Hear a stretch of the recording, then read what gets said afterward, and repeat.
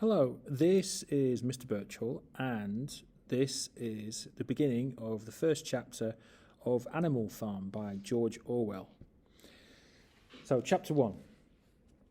Mr Jones of the Manor Farm had locked the hen houses for the night, and with the ring of light from his lantern dancing from side to side, he lurched across the yard, kicked off his boots at the back door, drew himself a last glass of beer from the barrel in the scullery, and made his way up to bed, where Mrs. Jones was already snoring. As soon as the light in the bedroom went out, there was a stirring and a fluttering all through the farm buildings. Word had gone round during the day that old Major, the prize middle white boar, had had a strange dream on the previous night and wished to communicate it to the other animals.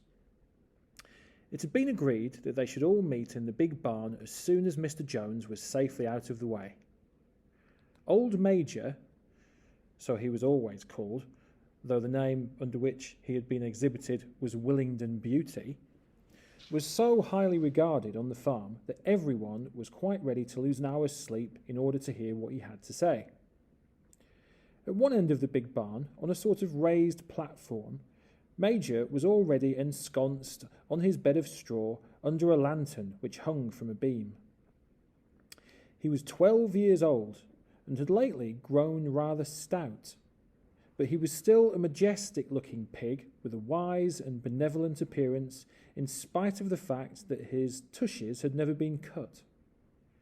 Before long, the other animals began to arrive and make themselves comfortable, after their different fashions.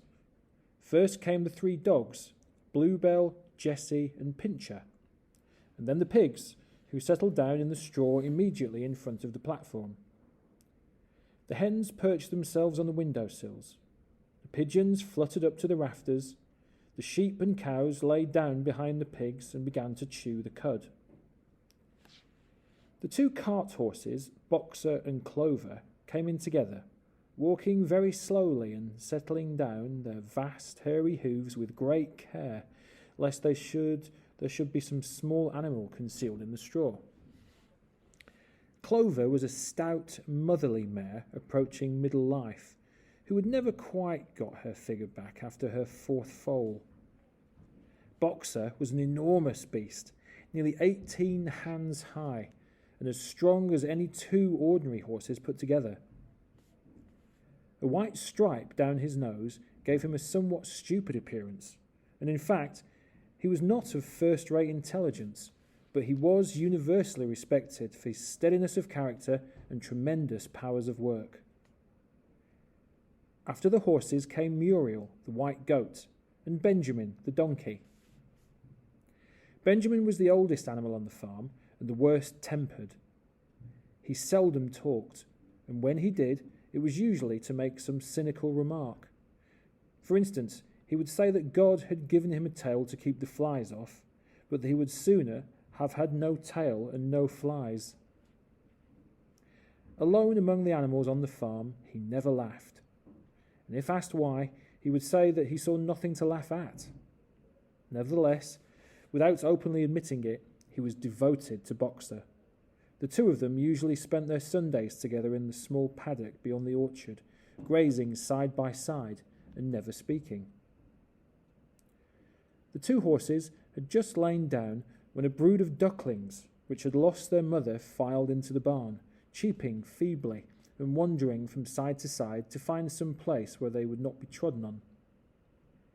Clover made a sort of wall around them with her great foreleg, and the ducklings nestled down inside it and promptly fell asleep. At the last moment, Molly, the foolish, pretty white mare who drew Mr. Jones's trap, came mincing daintily in, chewing at a lump of sugar. She took a place near the front and began flirting her white mane, hoping to draw attention to the red ribbons it was plaited with. Last of all came the cat, who looked around, as usual, for the warmest place, and finally squeezed herself in between Boxer and Clover. And there she purred contentedly throughout Major's speech, without listening to a word of what he was saying. All the animals were now present except Moses, the tame raven, who slept on a perch behind the back door. When Major saw that they had all made themselves comfortable and were waiting attentively, he cleared his throat and began. Comrades, you have heard already about the strange dream that I had last night, but I will come to the dream later. I have something else to say first. I do not think, comrades, that I shall be with you for many months longer, and before I die, I feel it my duty to pass on to you such wisdom as I have acquired.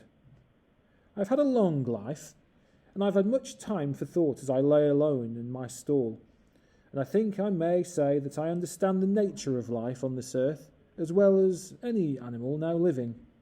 It is about this that I wish to speak to you. Now, comrades, what is the nature of this life of ours? Let's face it, our lives are miserable, laborious and short. We are born, we are given just so much food as will keep the breath in our bodies, and those of us who are capable of it are forced to work to the last atom of our strength. And the very instant that our usefulness has come to an end, we are slaughtered with hideous cruelty. No animal in England knows the meaning of happiness or leisure after he is a year old. No animal in England is free. The life of an animal is misery and slavery. That is the plain truth. But is this simply part of the order of nature? Is it because this land of ours is so poor that it cannot afford a decent life to those who dwell upon it? No, comrades, 1,000 times no. The soil of England is fertile, its climate is good, it is capable of affording food in abundance to an enormously greater number of animals that now inhabit it. This single farm of ours would support 12 horses, 20 cows, hundreds of sheep, and all of them living in a comfort and a dignity that are now almost beyond our imagining. Why then do we continue in this miserable condition? Because nearly the whole of the produce of our labour is stolen from us by human beings. There, comrades, is the answer to all our problems. It is summed up in a single word: man. Man is the only real enemy we have. Remove man from the scene, and the root cause of hunger and overwork is abolished forever. Man is the only creature that consumes without producing. He does not give milk. He does not lay eggs. He is too weak to pull the plough. He cannot run fast enough to catch rabbits. Yet he is lord of all the animals. He sets them to work. He gives back to them the bare minimum that will prevent them from starving, and the rest he keeps for himself. Our labour tills the soil, our dung fertilises it, and yet there is not one of us that owns more than his bare skin. You cows that I see before me, how many thousands of gallons of milk have you given during this last year? And what has happened to that milk which should have been breeding up sturdy calves? Every drop of it has gone down the throats of our enemies. And you hens, how many eggs have you laid in this last year? And how many of those eggs have ever hatched into chickens? The rest have all gone to market, where it brings in money for Jones and his men. And you, Clover, where are those 4 foals you bore? Who should have been the support and pleasure of your old age? Each was sold at a year old. You will never see one of them again. In return for your 4 confinements and all your labour in the fields, what have you ever had except your bare rations and a stall? And even the miserable lives we lead are not allowed to reach their natural span. For myself, I do not grumble, for I am one of the lucky ones. I'm 12 years old, and I've had over 400 children. Such is the natural life of a pig. But no animal escapes the cruel knife in the end. You young porkers who are sitting in front of me, every one of you will scream your lives out. To that horror we must all come, cows, pigs, hens, sheep, everyone. Even the horses and the dogs have no better fate. You, boxer, the very day that those great muscles of yours lose their power, Jones will sell you to the knacker. As for the dogs, when they grow old and toothless, Jones will get rid of them. Is it not crystal clear then, comrades, that all the evils of this life of ours, spanning from the tyranny of human beings, only get rid of man and the produce of our labour would be our own. Almost overnight we could become rich and free. What then must we do? Why, work night and day, body and soul, for the overthrow of the human race. That is my message to you. Comrades, rebellion. I do not know that when rebellion will come. It might be in a week or in 100 years, but I know as surely as I see this straw beneath my feet that sooner or later justice will be done.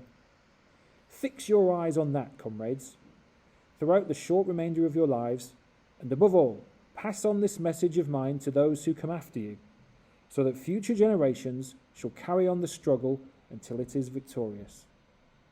And that is the first bit of George Orwell's Animal Farm. Okay, see you later.